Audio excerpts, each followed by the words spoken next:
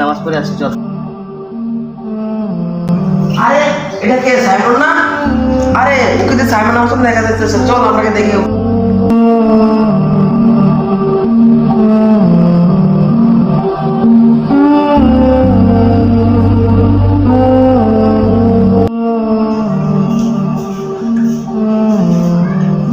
আরে বন্ধু তোরা কোন সময় এখানে?